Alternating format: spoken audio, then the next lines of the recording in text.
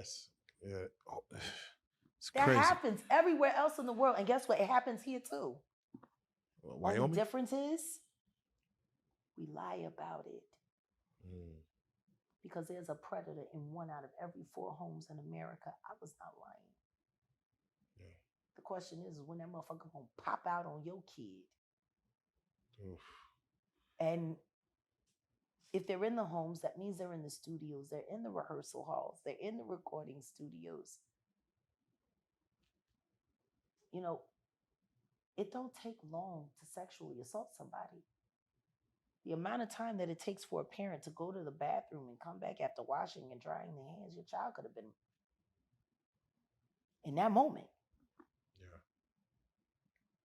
Yeah. Wouldn't it be nice to say, hey, your kid should become an artist too. They'll be safe, they'll be happy, and they're going to get all of their accolades and they're going to get all of their respect. And there's no respect. We got to bring respect back to music, and we got to bring honor and decency back to art. And thank you for being the spearhead of that movement and speaking it into existence, because it does need to exist. Not alone. I got a great partner. Yes. Shout out. That's what you need in life. You need it. They want us destroyed.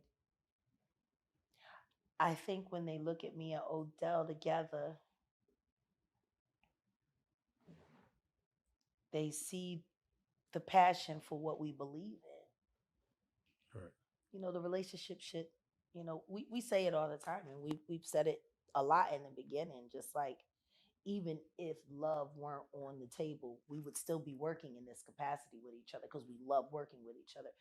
You know, we're both very driven and very passionate. And even in his experiences from going from being an artist or aspiring to be an artist and putting out his first project and then getting more behind the scenes and all that he's doing,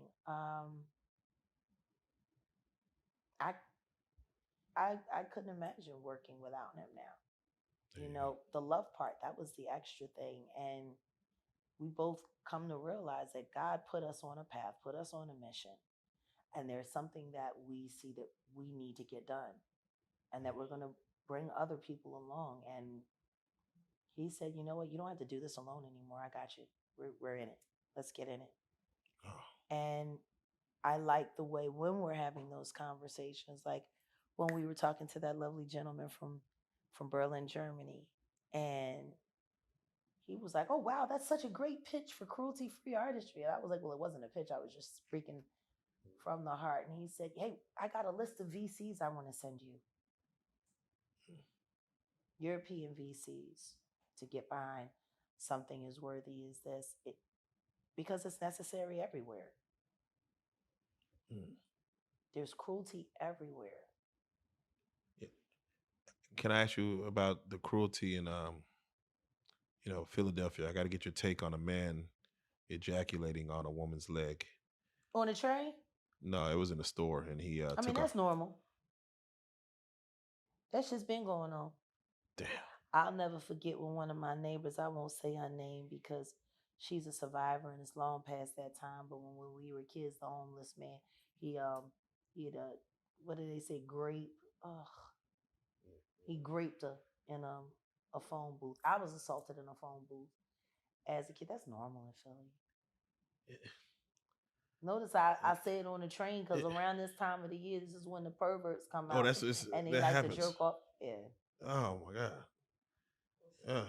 Well, no, because all of the women is wearing shorts and skirts, so they get to you drop something and look down and look up your skirt and start whacking off on. Yeah. Oh man.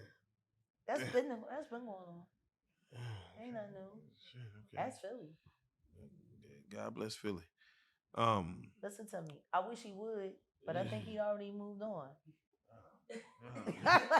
Oh man. Okay. The Lord told me, go. Okay. And I went. I listened to it. I came down here to Dallas.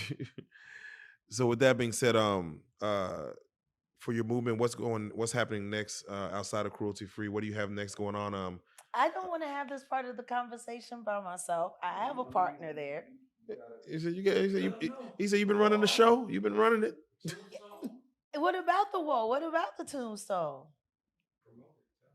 Well, what am I supposed to say? I don't have the synopsis with me. Why don't you tell them?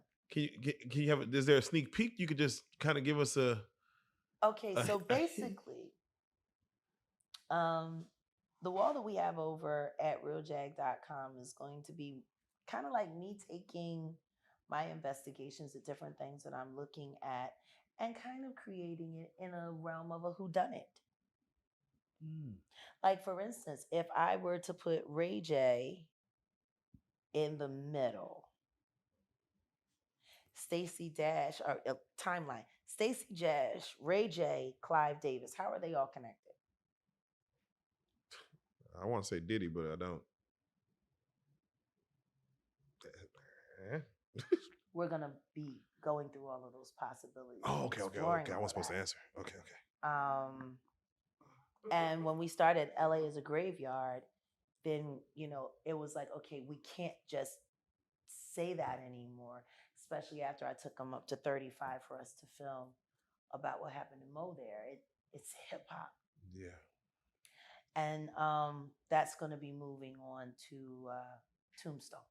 Okay. And we'll be going through the unexpected, unusual deaths, unsolved murders, mysteries, things of that nature, things that I know, things that I'm directly connected to. We want to create this aspect because we want to start teasing people's minds into wanting to get these crimes solved, because the truth is, it seems like the hardest murder to solve in America is a rap murder.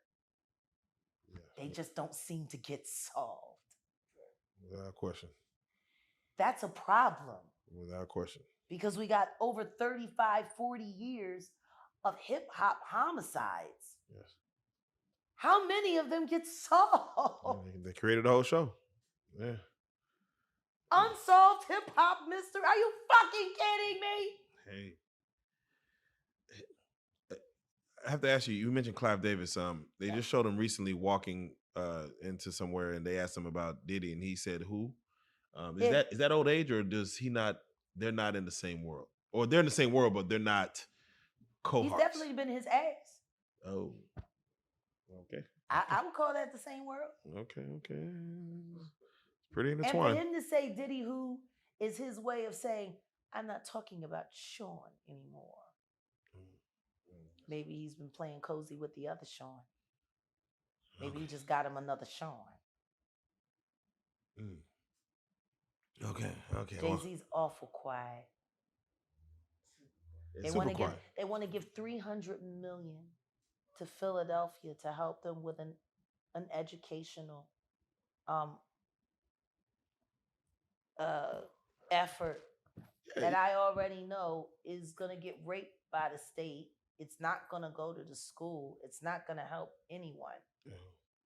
Corruption in government? So you think, there's nothing but corruption in government in Philadelphia. Part of the reason why Philly worked so hard to vote against Trump was because they let him in and didn't think that his the whole goddamn city up. Trump can't stay down there. The way I started was trying to while we was living in there, and then I found out it was the Kushner boy and his father, and then the Trump real estate, Tower Realty, and all of that. Yeah, they wanted to keep security deposits, all of that. So me being the city girl that I am, I called the health department.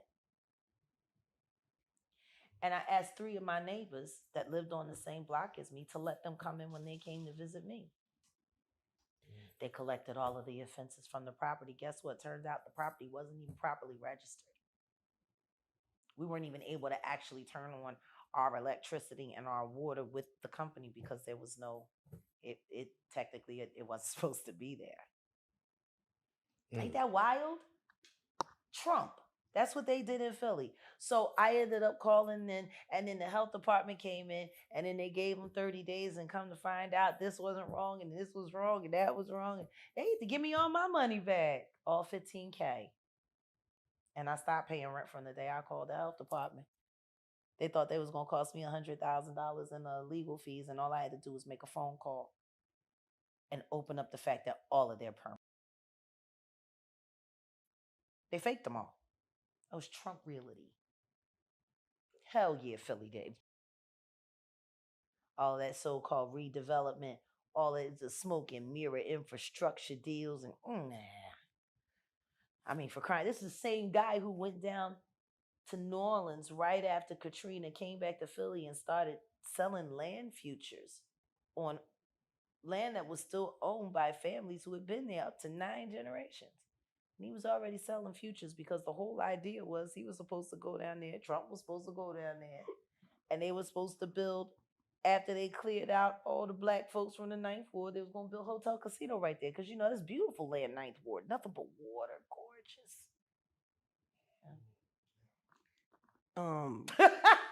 It's wild. They did all of that shit. Then the governor started tipping his hand and shit. And the next thing you know, they blamed it all on a black man, Ray Nagin,